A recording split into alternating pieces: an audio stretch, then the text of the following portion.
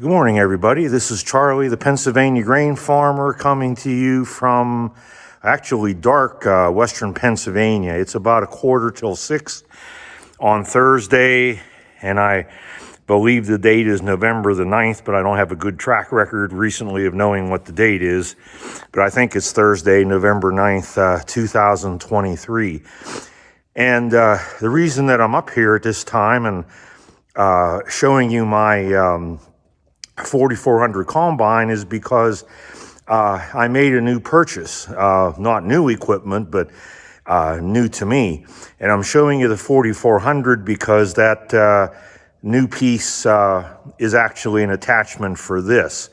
You can see here in front of me, this is my John Deere 444 corn head, and there's my quick catch rigid grain head. I also have a flex head, but I had suggested in one of my recent videos that the flex head pretty much gave up the ghost. I didn't pay that much for it in the first place. I've had some ongoing issues with it, and so I decided that it's time to cut my losses, not try to put any more money into it, but just to get something else. So I found a 213 flex head, actually with a cart out in Ohio near Toledo. And so this morning, Corey and I are going to be making a trip out there to retrieve that.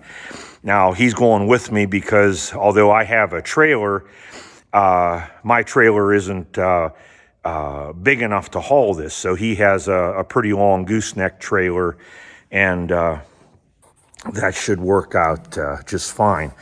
I don't know if I'll get any video while we're out there. I'm not going to film a bunch of travel down the highway. I don't think that'll be too interesting. But I'll try to get some video while we're there if I can, if the owner is okay with that. And if not, I'll get video either after we come back, although it may be dark by the time we get back, or get some video another day. I'll also take some video of the old flex head that I have so that you can see what was going on with that. So stay tuned. You know, for me, this might be a while. For you, it'll just be a second, and I'll be back with more. All right, it's now several days later, and I've got to head home. I didn't get any video really of us picking it up because I don't think the lady was comfortable with me filming there. I did get some pictures, which I'll include later, but she didn't really want video, so I respected her wishes. But in any event, before we take a look at the flex head that I bought, I wanted to show you the one that I'm replacing. This is the one that I've been using the last few years with my 4400 combine. I bought this, like I said, about 4 years ago. I didn't pay that awful much for it, and to be honest, it really isn't worth all that much. What happened to it when I was using it on the last day of soybean harvest was that the wobble box down here, the box that takes the circular motion from the belt pulley and changes it into what they call the rectilinear or side-to-side motion of the cutter bar, it just quit working. The belt was turning.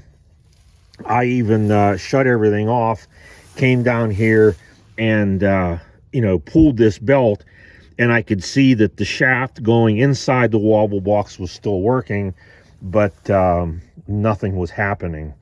So that's a big problem. Also, as you can see right here, the support, this is what the support for the bats look like on the reel.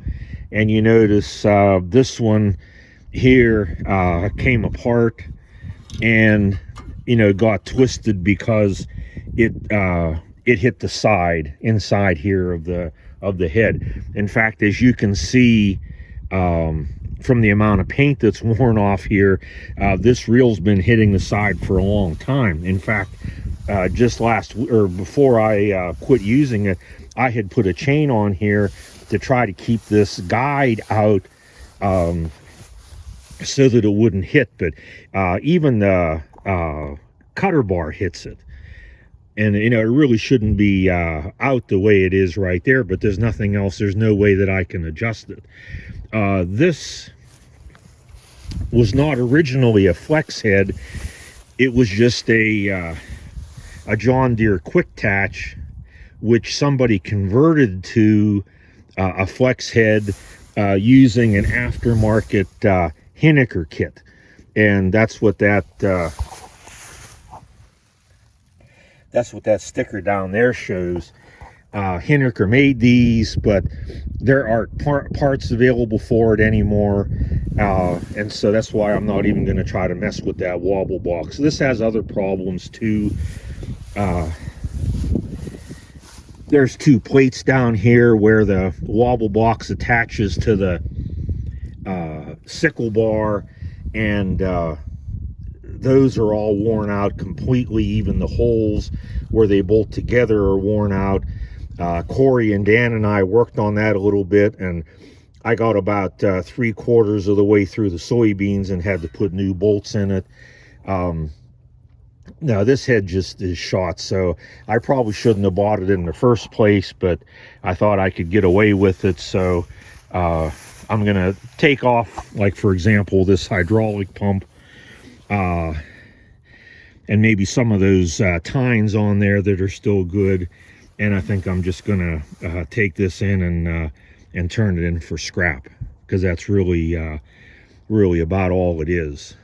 Okay, so this is the head that I'm replacing, and that's the reason why I'm replacing it. So now let's go take a look at the head that I bought.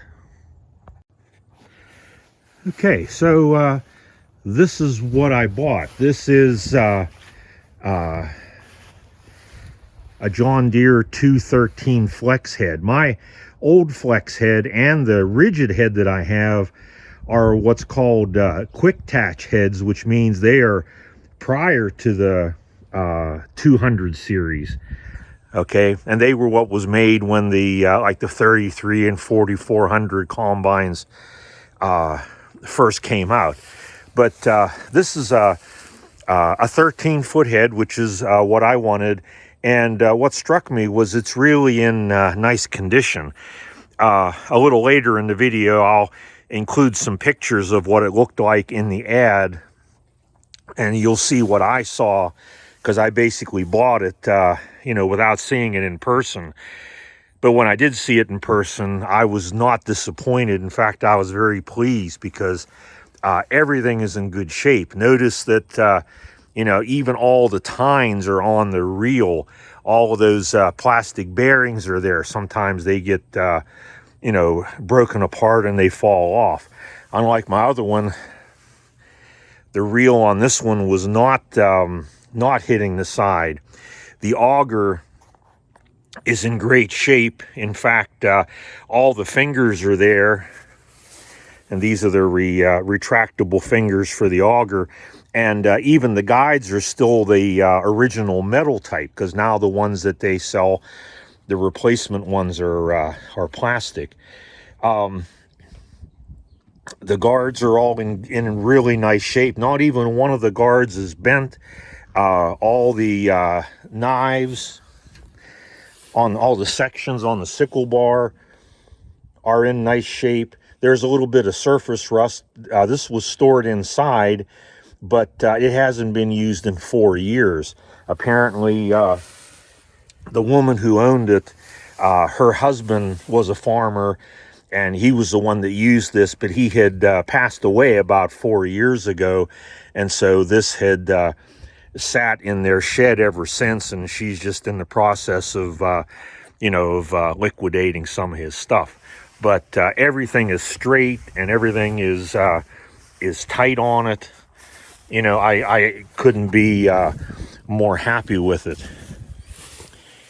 It has the same kind of hookups as what'll work on my combine. It has the chain coupler rather than the PTO type of attachment, and this one has one on both sides because that one over on the right runs the auger, and this one pretty much runs everything else.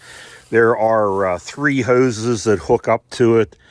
These 2 we had hooked together just for transport, and this is the 3rd one here, and that's just exactly what my 4400 uses. This does have an electronic hookup too, which from what I can tell, that goes to the header. I think it has to do with the height, but that's something that I won't need. They might have had automatic header height on this somehow, but it from where I saw the wires going, which is over here. Well, it's underneath this. Oh, here it is, right here. Those wires go here, so it does have something to do with the height of the head off the ground. But this thing, you know, it's really straight. The old guy even oiled inside of the on the floor there, where the underneath the auger, you know, to keep it from rusting. I don't think this head has seen a lot of use. Okay, it's older because it still has the wooden bats and the steel tines rather than the plastic or poly ones, but they're all there. They're not all bent up. It's in really good shape. Oh, and this header cart came with it.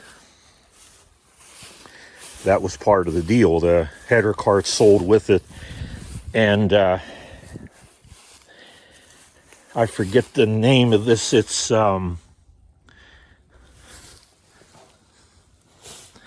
think it says it on here. It's a Gap Hill. Okay, a Gap Hill model 674, but I guess that was just an extra bonus, because most of the nice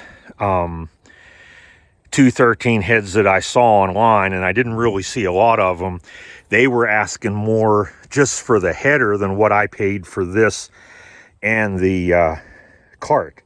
And if I decide I don't really need the cart, because I don't take my combine anywhere other than here, so if I want to, I could sell that cart and be that much further ahead. One thing you don't see, I don't have the dividers on it. You'll see that in the pictures that I'm going to include, because we took them off because they stuck way out here, and they would have been in the way, because we're in western Pennsylvania here, generally speaking, in the Pittsburgh area, and out to Toledo is about a 4.5 mile drive each direction, or 4.5 hour drive each direction. So we were on the road a lot, and we didn't want those dividers sticking out there.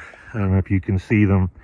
They're sitting down there in front of the gas tanks, and I have to get somebody to help me put them on, because that's pretty tough to do for one guy. So I'm really excited about it. I think it was a good buy. It appears to be in great shape from all I can see, and I'm really anxious for next year to come so that I can use it. So what I'm going to do now is include some pictures. Some of these pictures were from the ad. The other pictures were ones that I took after we loaded it, because what Corey and I did, we just used his truck, put the ramps of his trailer down.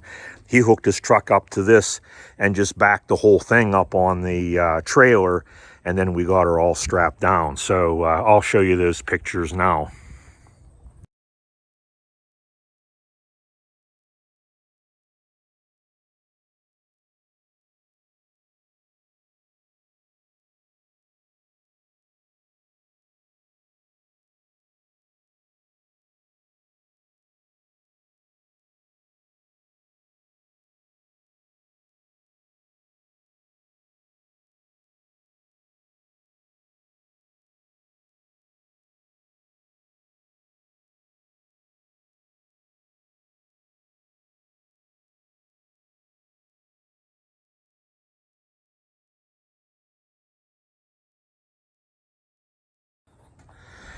Okay, so I think that's going to be it for this one.